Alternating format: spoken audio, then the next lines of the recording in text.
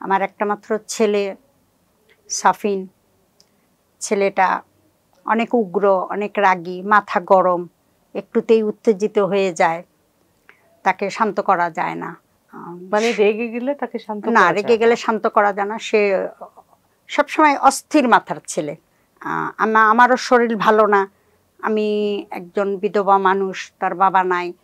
আমি তাকে লালন পালন করতে গিয়ে আমার অনেক বেগ পেতে হয়েছে। এখন আমি অসুস্থ, তো সে আমাকে খুব বেশি অস্থিরের ভিতরে রাখে।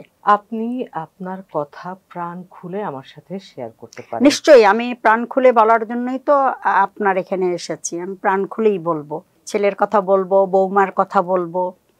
তবে আমি আপনাকে একটু বলে রাখি, মানে ছেলেদের নিয়ে অনেক কমপ্লেইন আসে, বাট একমাত্র সন্তান, ছেলে সন্তান বলি বা মেয়ে সন্তান বলি, একমাত্র সন্তানের মা আপনি, তারপরেও আপনার এত অশান্তি।